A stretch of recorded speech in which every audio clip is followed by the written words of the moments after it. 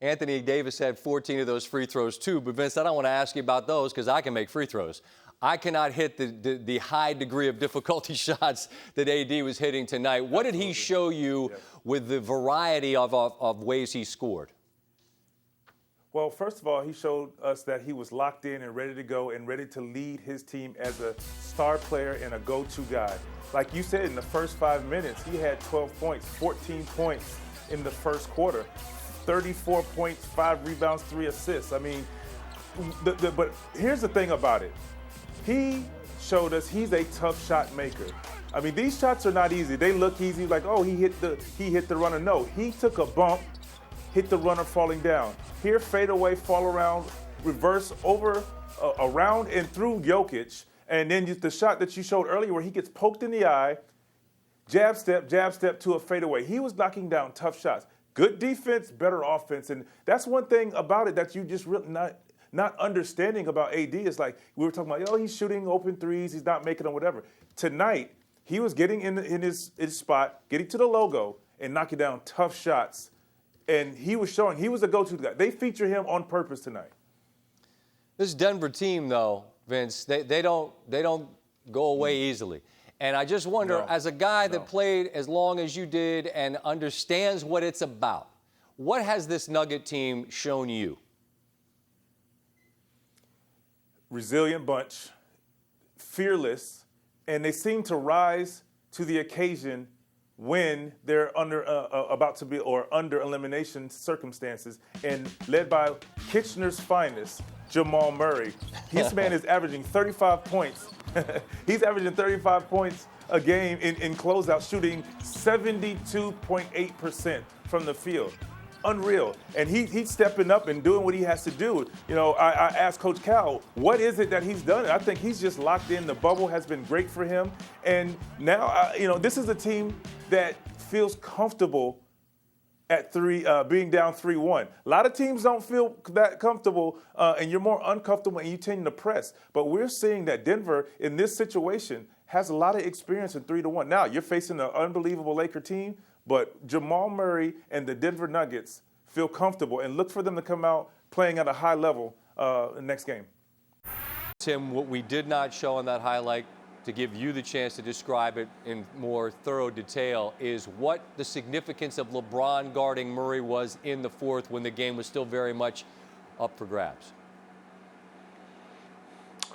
Yeah, I think the one thing Frank Vogel was not going to do was allow Jamal Murray to take this game over late. And so he wanted to give him a different look. Now, LeBron to do that for an entire game, Scott, would be difficult because that's a lot to chase around. That's a lot of ball screens.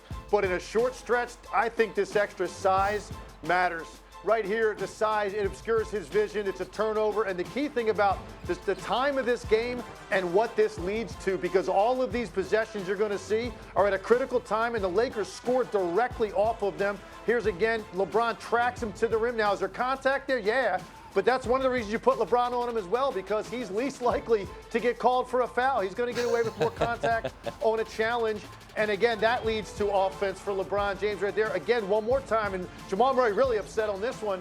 And on these last two, he hits the ground, and that means you're playing 5-on-4 the other way. Rondo with the pull-up 15-footer.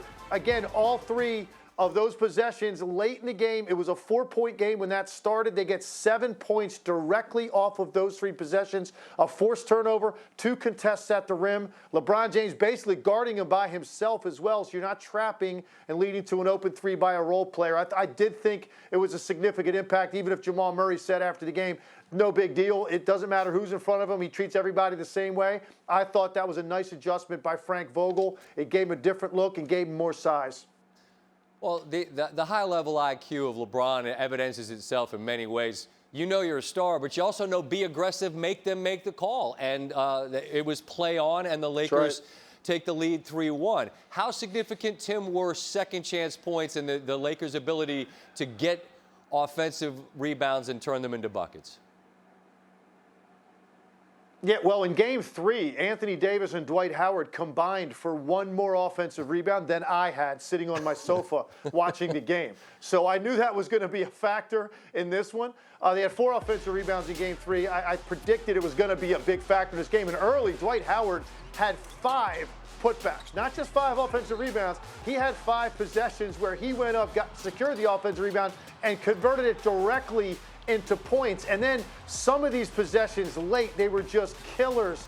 These aren't necessarily plays that lead directly to points, but take a look at the time and score. This is at a time in the game when 80 gets that one, Rondo gets that one, when you are desperate for more time. You need more possessions, and the Denver Nuggets were not able to do that, and the Lakers killed more clock and eventually get free throws out of those. So offensive rebounding, 25-second chance points, a huge X factor for the Lakers in this one, and they're playing to their strengths.